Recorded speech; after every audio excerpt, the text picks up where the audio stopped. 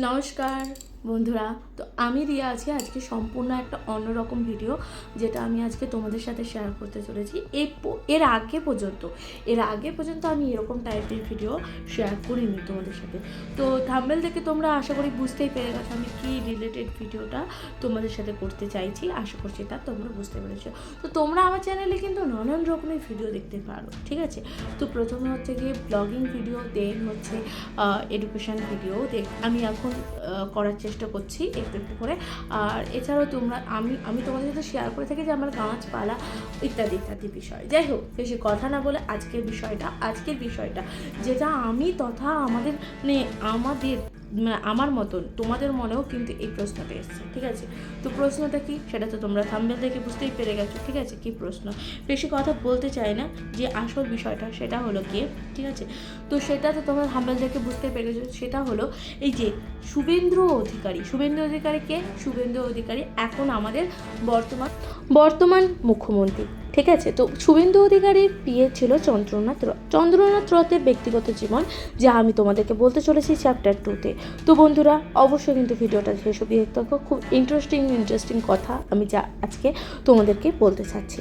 আর শুভেন্দু অধিকারী বিয়েকে কেনই বা টার্গেট করা হয়েছে, এটা আমার, আপনার, তোমাদের বা সকলের কিন্তু একই মত, বা সকলের কিন্তু এই প্রশ্নটাই, কেন তাকে মারা হয়েছে বা এর পেছনে থাকা আসল রহস্যটাই বাকি। অবশ্যই চোখ রাখো কিন্তু চ্যাপ্টার 2-তে। তো বন্ধুরা আজকের আলোচনার বিষয় হচ্ছে চন্দ্রনাথ রথ ছিল ভারতীয় জনতা পার্টি শুভেন্দু অধিকারীর একজন অত্যন্ত ঘনিষ্ঠ সহযোগী। তিনি ছিলেন শুভেন্দু অধিকারীর ছায়াসঙ্গী। শুভেন্দু অধিকারীর সমস্ত কর্মকাণ্ড বা শুভেন্দু অধিকারীর সমস্ত বিষয় তিনি কিন্তু জানতেন।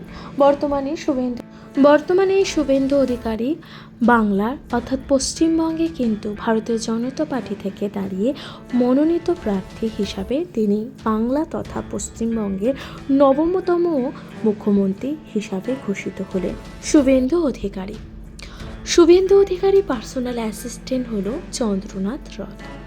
চন্দ্রনাথ রথ ছিলেন ভারতীয় বায়ুসেনার একজন প্রাক্তন কর্মচারী।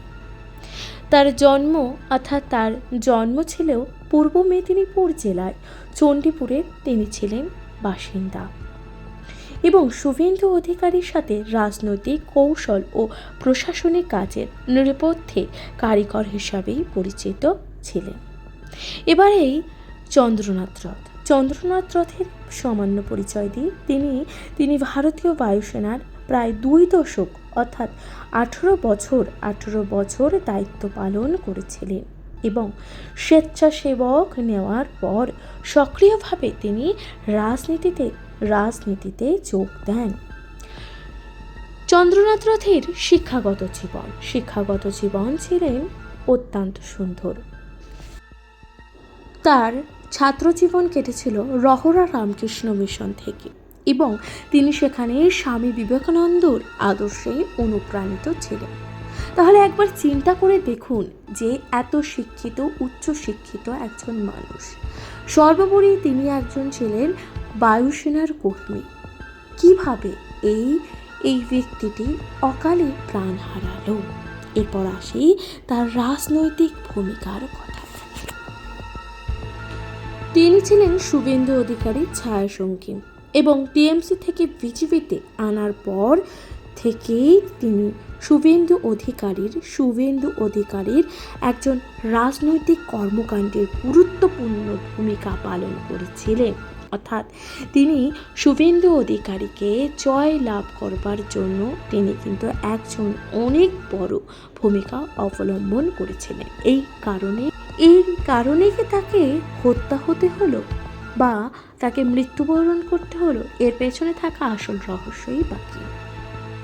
তো বন্ধুরা আপনারা দেখতে পাচ্ছেন সেই চন্দ্রনাথ রথের সেই যে গাড়ি, অর্থাৎ এটা ছিল শুভেন্দু অধিকারীর গাড়ি, যে গাড়িতে করে চন্দ্রনাথ রথ যাচ্ছিল তার বাড়িতে, অর্থাৎ সেই দিন যেদিন তাকে হত্যা করা হয়েছিল 6 মে 2026, অর্থাৎ পশ্চিমবঙ্গের উত্তর 24 পরগনা জেলার মধ্যম গ্রাম্য এলাকায় দুষ্কৃতীর গুলিতে মর্মান্তিকভাবে মৃত্যুবরণ করতে হয়েছিল চন্দ্রনাথ রথকে।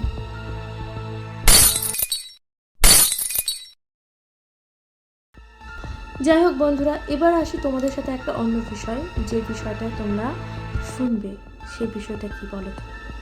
শুভেন্দু অধিকারীর এই যে প্রথম কোনো পিএ বা পার্সোনাল অ্যাসিস্ট্যান্ট যে কিনা মারা যায়নি, এর আগেও তার অনেক পিএ বা পার্সোনাল অ্যাসিস্ট্যান্ট মারা গেছে।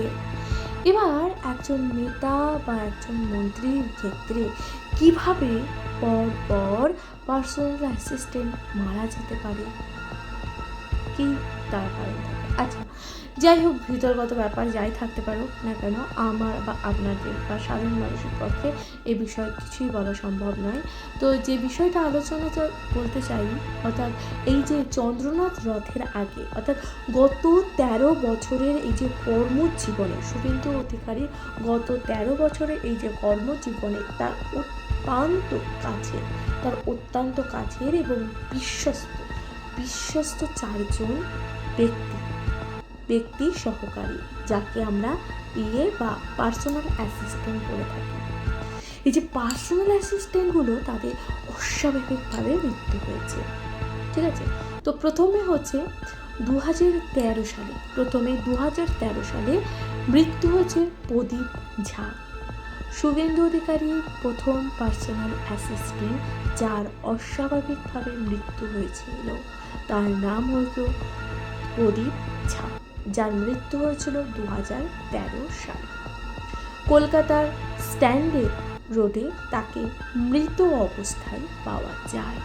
আর এই সমস্ত কথা বা আমার কথা নয়, এগুলো সাধারণ, অর্থাৎ আপনারা চাইলে অনলাইনে দেখে নিতে পারেন বা ইন্টারনেটে কিন্তু দেখে নিতে পারেন। এরপর 2018 সালে মারা যায় কে? 2018 সালে শুভেন্দু অধিকারী আবার পিএ বা পার্সোনাল অ্যাসিস্ট্যান্ট মারা যায় হচ্ছে শুভব্রত চক্রবর্তী। শুভেন্দু অধিকারী ব্যক্তিগত নিরাপত্তা রক্ষী ছিলেন। কাঁথিতে পুলিশের ব্যারাকে মৃত অবস্থায় তাকে পাওয়া যায়, অর্থাৎ কাঁথিতে তাকে মৃত অবস্থায় পাওয়া যায় 2018 সালে পিএ বা পার্সোনাল অ্যাসিস্ট্যান্ট, ঠিক আছে বন্ধুরা। এরপর আসি 2021 সালে শুভেন্দু অধিকারীর আরেকজন পিএ বা পার্সোনাল অ্যাসিস্ট্যান্ট মারা যায়, তার নাম হলো পুলক লাহিড়ী। তার নাম কি? পুলক লাহিড়ী। তিনি কিভাবে মারা যান?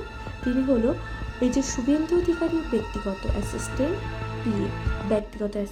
বা হচ্ছে ব্যক্তিগত সহকারী বা পার্সোনাল অ্যাসিস্ট্যান্ট, তিনি রহস্যজনকভাবে তার মৃত্যু হয়েছিল। তো বন্ধুরা, এই যে পরপর শুভেন্দু অধিকারীর চারজন পিএ বা পার্সোনাল অ্যাসিস্ট্যান্টের কিভাবে রহস্যজনকভাবে মৃত্যু হয়েছে, তো আমার আপনার সকলের মধ্যে একটাই প্রশ্ন, কি কারণে শুভেন্দু অধিকারীর বারবার টার্গেট করা হচ্ছে? কেনই বা তাকে বারবার টার্গেট করা হচ্ছে বা তার বারবার পিএ বা পার্সোনাল অ্যাসিস্ট্যান্টকে টার্গেট করা হচ্ছে? এই বিষয়টা কিন্তু খুবই রহস্যজনক। তো আপনাদের কি মতামত অবশ্যই তা কমেন্টে জানাবেন। আর আমি সমস্ত তথ্য বা সমস্ত কিছু পেয়েছি সোশ্যাল মিডিয়ার তরফ থেকে এবং কিছু অনলাইন থেকে। এগুলো আমার নিজস্ব বা ব্যক্তিগত কিছুই ওপিনিয়ন নয়, এগুলো সম্পূর্ণ আমার মনে ওঠা বা আপনাদের সাথে এই বিষয়টা আলোচনা করার ছিল, তাই আলোচনা করেছি। তো ব্যক্তিগত জীবনে হিসাবে শুভেন্দু অধিকারীকে জানাই অনেক শুভেচ্ছা। আগামী দিন বা আমাদের নতুন মুখ্যমন্ত্রী হিসাবে তাকে দেখতে পেয়ে অনেক বেশি ভালো লাগছে, কিন্তু যেই রহস্যটা আমার বা আপনার মনে আসছে, সেই রহস্যের উন্মোচন হওয়াটা খুবই দরকার। তো আপনার সকলে একটাই মত হওয়া উচিত বা একটাই অভিমত হওয়া উচিত যে এই রহস্যটার সমাধান করতে হবে। কি কারণে এই সাধারণ মানুষের অকালে মৃত্যু হচ্ছে?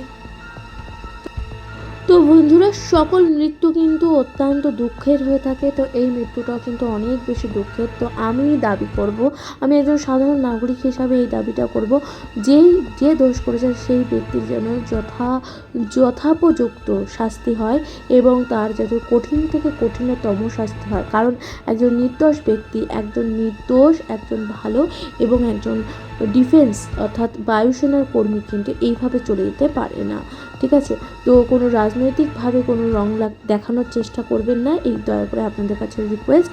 আর সবথেকে বড় ব্যাপার এই যে যারা দোষ করেছে সেই দোষীদের যেন শাস্তি হয়। দোষীদের শাস্তি হওয়াটা খুবই দরকার, যাতে সমাজে এই ধরনের ক্রাইম যাতে না হয়, এই ধরনের ক্রাইম করা থেকে সকলে বিরত থাকে, এই ধরনের অপরাধ করা থেকে সকল মানুষ যেন ভয় পায়। তো বন্ধুরা, সব থেকে দুঃখ লাগে কোনখানে জানেন? একজন মা তার সন্তানকে হারালেন এমন সময় যখন তার মার তার সন্তানকে খুবই দরকার। অর্থাৎ সেই মা, বৃদ্ধ মাই কিন্তু জানে সেই কষ্টটা, সেই দুঃখটা, তিলে তিলে সে কিন্তু একটা সন্তানকে বড় করে তুলেছিল এবং অকালেই তাকে হারাতে হলো। এই যন্ত্রণা, এই কষ্ট সে মাই কিন্তু জানে বা সেই মা কিন্তু বুঝতে পারে। সুতরাং আমি চাইবো না এরকম টাইপের বা এরকম ধরনের ক্রাইম যাতে আর দ্বিতীয়বার হোক, কারণ কোনো মা যেন তার সন্তানকে অকালে না হারাতে হয়। তো আমার সরকারের কাছে এটা অনুরোধ রয়েছে, যাতে দোষীকে অবশ্যই শাস্তি দেওয়ার ব্যবস্থা করা হোক, কারণ যে দোষ করে থাকুক না কেন তাকে অবশ্যই শাস্তি দেওয়ার ব্যবস্থা করা হোক। আর তোমাদের কেমন লেগেছে অবশ্যই তা আমাকে জানাতে ভুলে যেও না। তো বন্ধুরা, যাই হোক, আজকে ভিডিওটা একটু বড় হয়ে গেল বা যেমনই হলো, আর এটা আমি চেষ্টা করলাম একটু অন্য ধরনের ভিডিও বা আপনাদের সাথে আলোচনা করার। তো বিষয়টা আমার অত্যন্ত খারাপ লেগেছে এবং অত্যন্ত কষ্টদায়ক বা বেদনাদায়ক বলতে পারেন। তো এই ধরনের ঘৃণ্যতম, নোংরাতম যারা অপরাধ করে থাকে তাদেরকে জানাবো কঠিন থেকে কঠিনতম শাস্তি হোক। আর আপনাদের কেমন লাগলো, আপনাদের মতামত যা খুবই গুরুত্বপূর্ণ। আপনাদের ভালো লাগলেও সেটাও জানাবেন, খারাপ লাগলেও জানাবেন, কারণ আপনাদের ভালো লাগা খারাপ লাগা সম্পূর্ণটাই অনেক বেশি ম্যাটার করে আমার কাছে।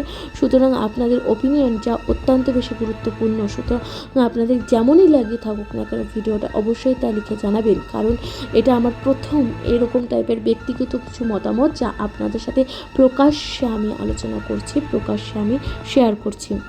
আর সবথেকে বড় ব্যাপার, যে সমস্ত তথ্য বা যে সমস্ত বিষয় আমি জানতে পেরেছি, এগুলো সম্পূর্ণটা আমি কিন্তু ইন্টারনেট থেকে জানতে পেরেছি, সোশ্যাল মিডিয়া তরফ থেকে আমি জানতে পেরেছি।